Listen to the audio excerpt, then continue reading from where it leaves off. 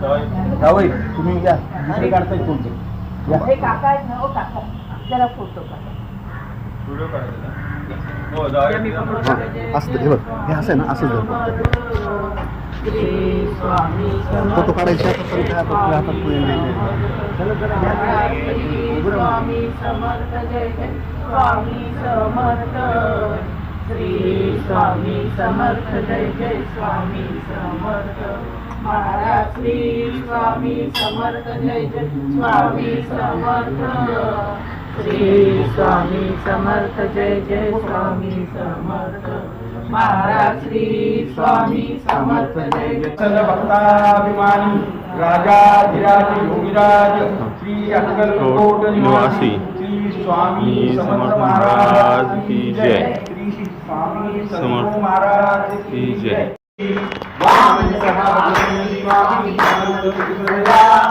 जय देवा जय स्वामी समर्थ गुरुराया तुझे ज्योती ओवाळतो दर्शिकाया. चार लोकांकडे चार मोबाईल असतात. कोण कुणाला ओळखत नाही. मुलगा काय करतो वडिलाला माहीत नाही. कारण का तर पुढे जेव्हा सकाळी कामाला गेलेले असतात मुलगा झोपत असतो रात्री अशी अवस्था आहे. पण अशा ह्याच्यामध्ये माणसं गोळा करणं फार अवघड आहे. आणि आज एवढं मोठं ऊन आहे. आपल्या उन्हावर तर तुम्ही सगळे दिवसभर थांबलेले आहात. सगळ्यांना असं वाटत असेल की आता एक वर्गामध्ये शिक्षक असतात ते मुलांना विचारतात की मला सांगा की तुला कोणाला गोड झाले सांगा. त्यातला एक विद्यार्थी उठून बोलतो की सर गोड झालं हे सांगायला सुद्धा मला गोड झालं आहे. त्यामुळे तुम्हाला काय गोड वगैरे काय करणार नाही जास्त. आणि काका म्हणले की कमी वेळामध्ये थोडंसं जरा हे करा म्हणले. तर कमी वेळामध्येच मी थोडक्यात हे करत सांगतो मी. आता अवधूत चिंतन श्री गुरुदेव आपण म्हणतो आपण. मग आता अवधूत म्हणजे काय तर काही जे आहेत आपण मध्ये काय म्हणून उत्सव त्याचं निष्ठा केली. आपण अवधूतचा उच्चार जेव्हा करतो ते नष्ट होतात. आणि 3 मुखी 6 हात दयाची माझा दंडवत म्हणजे दत्त महाराज. दत्त महाराजांचा जन्म कसा झाला असेल तर बऱ्याच जणांना माहीत आहे. काही जण भूमिचित्र वाचतात काही जण वाचत नाही. तर माता अनुसया आणि अतिऋषी ते राहत होते. आणि ती खूप चांगली पतिव्रता होती माता अनुसया. खूप पतिव्रता होती बस. आणि तिची चर्चा ब्रह्मदेव सूर्यदेव यांच्याकडे गेली. आणि नारद मुनीने कौतुक केलं होतं किती पतिव्रता आहे असं तसं म्हणून. त्यावेळेस पार्वती आणि लक्ष्मींना खूप राग आला होता की कसं. त्यांनी काय केले की ब्रह्मा विष्णू आणि महेशांना हिंदू पतिव्रता भंग करण्यासाठी पाठवलं त्या आश्रमामध्ये. पाठवल्यानंतर मग माता अनुसयाकडे आले आणि म्हणजे की एवढी मोठी पतिव्रता आहे आम्हाला हे करायचं आणि आम्हाला काय तुझ्याकडे भिक्षा पाहिजे आम्ही म्हणते. ती म्हणजे ठीक आहे तुम्ही एवढं. आणि मी माझे पती तर खूप मोठे हे भाग्यवान आहेत आणि सगळ्यांचं करतात. त्यांच्यासाठी मोठं शकत नाही. त्यांनी जर आले तर त्यांना काय वाटेल म्हणून तुम्हाला जे म्हणत तुम्ही तुमची आज्ञा पाहिजे त्याने मी ते आम्हाला तुम्ही विवश करून आम्हाला हे करणं होते काय भिक्षा वगैरे घालायची. ती म्हणते ठीक आहे. मग ते स्वयंपाकघरात जाते माता म्हणते आणि प्रार्थना करते की हे काय महाराज असं. तसं म्हणल्यानंतर ते बाहेर जेव्हा येतात असे 3 मुलं लहान होतात ते त्या लहान मुलांना परत हे करते. मग ते त्यांना खरंच आश्चर्य वाटतं की एवढं. आणि ते अत्रि ऋषी पण येतात आणि मग ते म्हणतात की आता मी जातो. तर ते म्हणते की तुम्ही जसं लहान मुलाप्रमाणे माझ्याकडे आलात तशाच मुलाप्रमाणे माझ्याकडे राहा. आणि ब्रह्मा विष्णू हा महेश जो आहे म्हणजे ते दत्त महाराज आमच्याकडे पाहिजे. आणि तिथे दत्त महाराज जन्म झाला. मग आता दत्त महाराजांचं जन्मानंतर दत्त महाराजांचे 3 अवतार. काही लोकांना माहिती आहे काही लोकांना माहीत नाही. पहिला होता श्रीपाद श्रीवल्लभ आंध्र प्रदेश पिठापूर. मग आता त्यांचा जन्म कसा झाला. अक्कलराज आणि सुमती हे राहत असतात एकत्र आणि खूप भक्त असतात धार्मिक असतात हे असतात. परंतु एके दिवशी काय असतं की त्यांच्या घरी श्राद्ध असतं. आणि ब्राह्मणांच्या घरी वगैरे कसं श्राद्ध वगैरे असतं की पहिलं ते भटजी जेवल्याशिवाय कोणाला जेवण द्यायचं नाही. त्यावेळेस दत्त महाराज भूक घेतात आणि येतात त्या दारामध्ये आणि मला भूक लागली मला जेवण असं काय तर द्या म्हणतो भटजीमध्ये. मग सुमती मातेला हे होतं की भावत नाही काय करायचं. ती म्हणते ठीक आहे. ती काय करते भटजींना जेवायचं अजून चालू व्हायचं अजून त्याच्या अगोदर ते ताट आणून त्यांना खाऊ घालते. त्या महाराजांना खूप बरं वाटतं. ते प्रसन्न होतात. ते म्हणतात की मी तुला वर देतो काय पाहिजे तुला सांग. ते काय म्हणते की मला असा मुलगा पाहिजे कारण माझे 2 मुलं आहेत. एक अपंग एक बहिरा एकाला चालता येत नाही. मला तुमच्यासारखाच मुलगा पाहिजे माझ्याकडे. असे जरी प्रार्थना करते त्यावेळेस म्हणतात की तथास्तु आणि तिथे श्रीपाद शिवलाबांचा जन्म झाला, म्हणजे पिकापूर श्रीपाद शिवलाबांचं जन्मस्थान. श्रीपाद शिवलाबांचं जन्मस्थान झाल्यानंतर मुंजेवरी होती 16 वर्षी. मुंजेवरी झाल्यानंतर मग ते म्हणतात की आता मला जायचं आहे, धर्मचंद्र वगैरे करायचं आहे. तर आई म्हणते की तू लग्न वगैरे कर, हे कर. ते म्हणतात की नाही मला धर्मचंद्र करायचं. तर ते असं म्हणतात की शरीराने आणि नित्याने आम्हाला कोणी असं मला उत्तर सांग. त्यावेळेस ते म्हणते की कोणच नाही आहे, मला जायला पाहिजे. मग जाता ते म्हणजे काय करायचं, तर ते जर 2 भाऊ असतात त्यांच्यावर ते कृपादृष्टी करतात आणि त्यानंतर ना ते कृपादृष्टी केल्यानंतर ते भाऊ आहे त्यांचे एक अपंग असतो, एक अंध असतो, तो बरा होता आणि ते निघून जातात आणि ते पुरणपूरला येतात. आता पिकापूर जे आहे श्रीपाद शिवलाबांचं जन्मस्थान, पिकापूरला पाण्याचं एक मिनी बालाजी मंदिर आहे पिकापूरला. त्यानंतर कुकुटेश्वर मंदिर आहे, पादगया तीर्थ आहे. पादगया तीर्थ म्हणजे तो राक्षस असतो, गयासूर नावाचा राक्षस.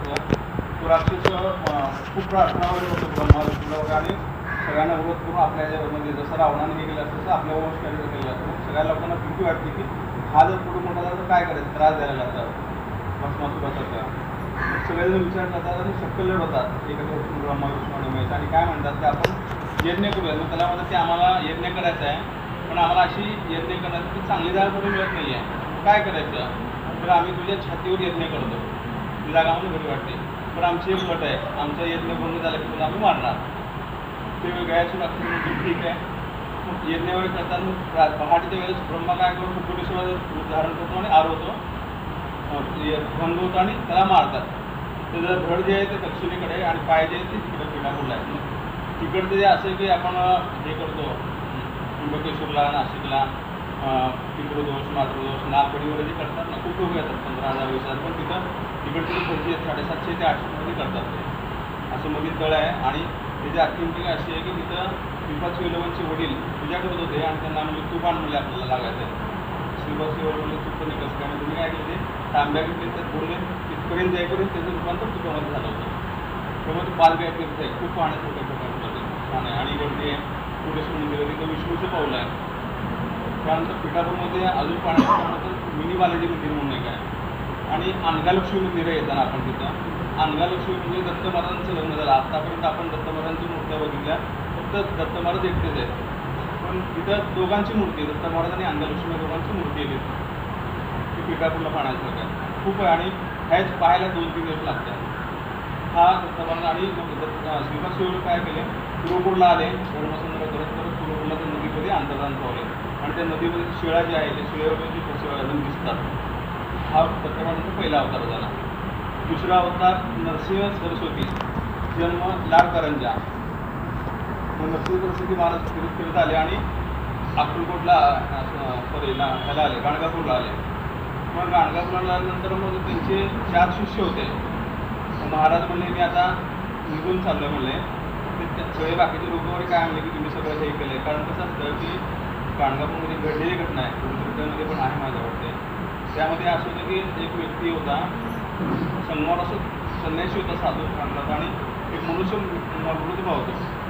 मृत्यू पावल्यानंतर बाकीचे लोक काय करतात, त्याला घेतात आणि ते देतात. ती एक महिला काय म्हणते, ठीक आहे तुमची इच्छा, पण जो कोण संन्यासी आहे त्याला मला एकदा भेटायचं, तर तुम्हाला काय करायचं करा. मग तिथे घेऊन जातात, ते संन्यासी बघतात, म्हणजे महाराजच असतात.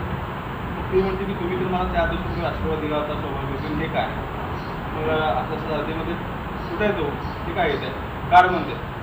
महाराज त्याच्यावर कृपादृष्टी करतात आणि ते उठून बसतात.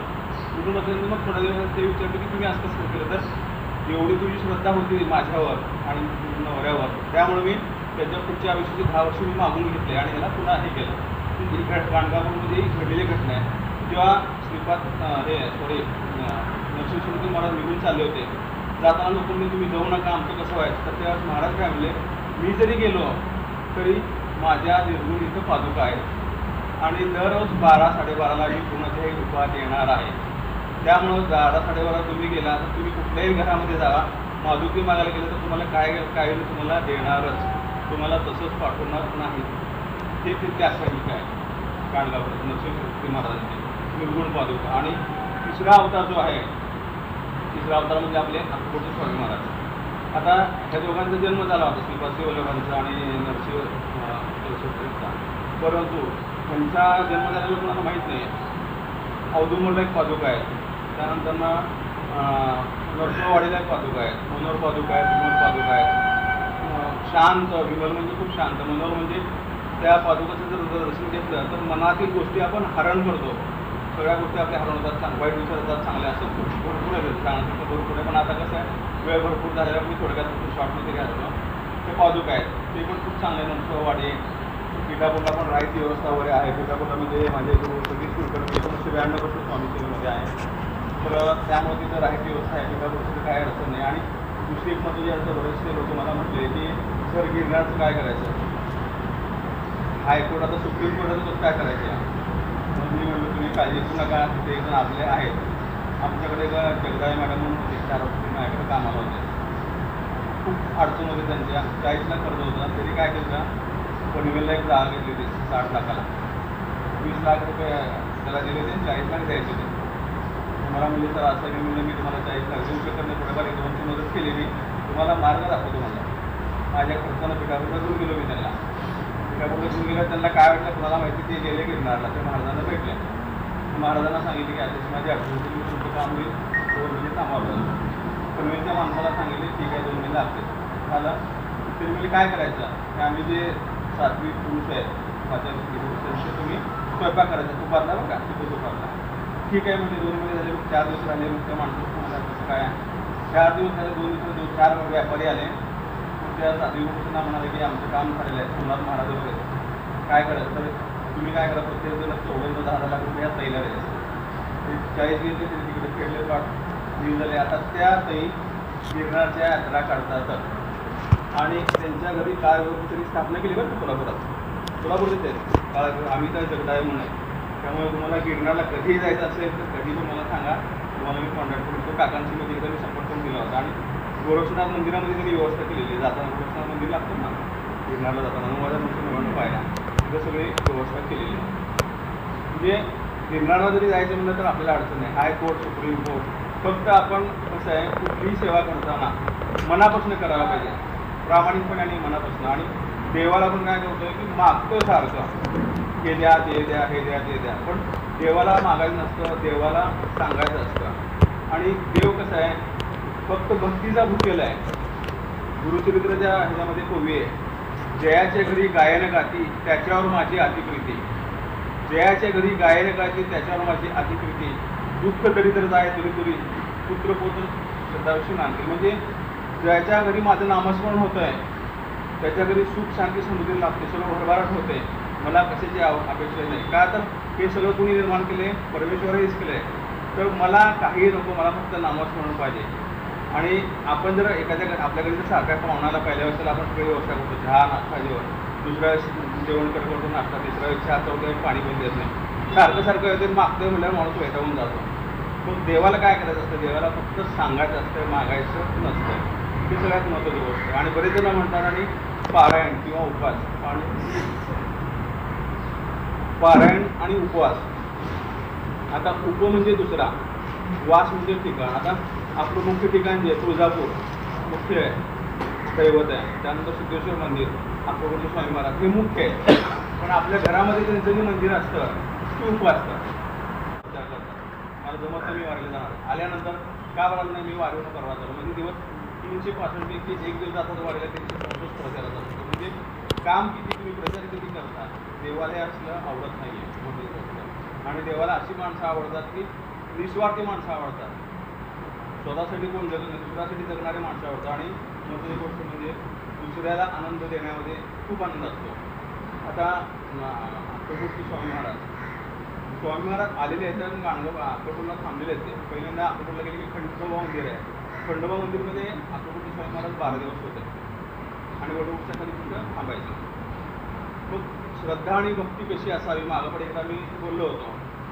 एक शिष्य असतो, स्वामींना रोज असं भेटायला जातो. स्वामी नेहमीच म्हणतात, त्यांचं वाक्य असतं की नको तू तुझ्या पाठीशी आहे, तुझ्यासोबत असं म्हणत असतात. तसं म्हणतात. मग तो शिष्य म्हणतो की तुम्ही रोज तेच म्हणता, मला कंटाळा आला आहे. मी कसं ओळखायचं, तर स्वामी म्हणतात की ज्यावेळेस एखाद्या पाऊस पडत, अडचणी, चिखल, दमला असेल, तुला असेल, तुला जीवन नको झालेलं असेल, त्यावेळेस तू म्हणशील की मला आठवण काढशील, त्यावेळेस तू तुझ्याबरोबर असेल, त्यावेळेस मी तुझ्याबरोबर असेल, 2 पावलं तुझी असतील, 2 पावलं माझी असतील. मला पण एकदा बोलताना बोललेलं आहे. ठीक आहे, काही दिवस जातात, पाऊस पडतो, हा दमतो, तो वैतागून जातो. वैतवल्यानंतर म्हणतो हे जीवन नको म्हणतो सगळ्यांची बघतो तर दोनच साधू दिसतात. रागाला जातो चिडतो माझं म्हणतो काय तुम्ही मूर्तीकडे कधी एवढं सांगताय तुम्ही सोबत आहे. दोनच कॉलेज 4 दिवस तुम्ही नव्हता. स्वामी म्हणतात अरे बाळा मूर्खा तू वेळा आहे, तू दमला होता तुला चालता येत नव्हता म्हणून मी तुला माझ्या खांद्यावर घेतलं होतं आणि म्हणून ती 2 पावलं तुझी नव्हती 2 पावलं माझी होती. म्हणजे श्रद्धा कशी असावी, दृढ श्रद्धा पाहिजे. एखाद्याने सांगितले हे करा म्हणलं की हे करा म्हणायचं, रस प्या म्हणले की रसच प्यायचा विषय, ऊस कुणाचा आहे गुळा कुणाचा आहे शेती काही विचारतं. म्हणजे महत्त्वाची गोष्ट तुम्ही जर काही सांगितलं, आज प्रकरण आपण बऱ्याचशा बातम्यावर आपण बघतो. आणि सगळ्यात महत्त्वाची गोष्ट म्हणजे काय,